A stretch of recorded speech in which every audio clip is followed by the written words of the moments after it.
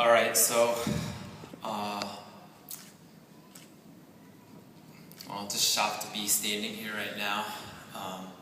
Last week I did Ironman Mount Tremblant, and a lot of people are questioning me, you're going to do an Ironman next weekend? And I'm like, yeah. And thinking about it, I'm like, maybe I am a little crazy doing back-to-back. But I was like, well, I'll see what I can do. Well, a couple of nights before the race, I had a dream. And I never remember my dreams. And I had a dream that I won this race. And I'm like, wow, that's something. And then I told my girlfriend that I'm going to take the lead at mile 18. And this was before the race. So I'll bring you through the race right now. So the swim first. We'll rewind just a bit. In 2010, I didn't know how to swim. Like, I jumped in a pool, swam back and forth in a 25-meter pool, and that was a workout for me. And I have a background in running and cycling, but the swim was certainly a struggle for me. Well, I worked at it, and so made it through the swim yesterday in 1 hour and 3. Had about an 8-minute deficit, and onto the bike, the highlight was I didn't get a flat tire. Last year I was here and I got a flat tire, so that was great. And throughout the tough course, the downfall was I got stung by a bee, but it wasn't too bad, just in the hand. So, and then coming off the bike into T2, I was about 11 or 12 minute deficit, so I was like, I got my work cut out for me. Well, put on my running shoes and out I go and put my head down, and I said, I really want this. So these guys right here, give it to them.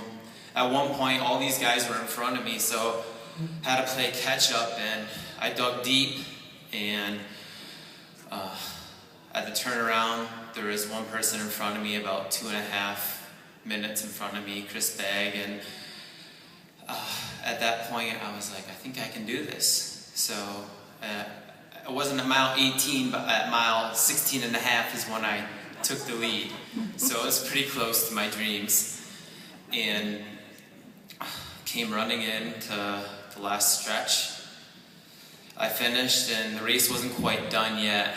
I did a roll at the end, and a lot of people don't know why I do a roll, and some of you might. So John Blaze, he passed away from Lou Gehrig's disease, ALS, and he did the race a number of years ago in Hawaii, and well, he had the disease, and he did the roll. And there are some other athletes besides myself that do the roll in memory of him, but I also do the roll in memory of my mother. I lost my mother to Lou Gehrig's disease, ALS, when I was 13. So when I do an Ironman, it's I feel the presence of my mother, and she was out there with me yesterday. So, and besides that, I went back, took a little nap, and then I cheered on the competitors finishing in from 10 to midnight. And I just want to thank the whole community, the volunteers out here, and the supporters.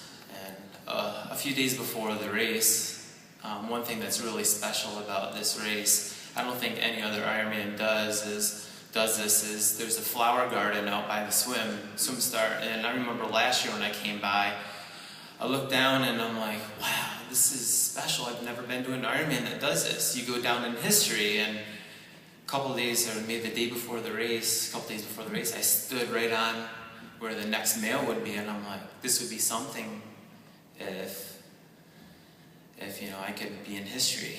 And I was always thinking, last year I was thinking, this is an Ironman that I would love to win, and not only be my first Ironman that I've won, but go down in history. And this is something I'll never forget for my career in life, and hopefully I can bring my children back someday.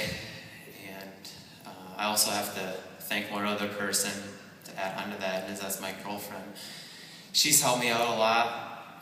All those training runs, she gets out the mountain bike and she paces me, gives me some water, nutrition, and what I need.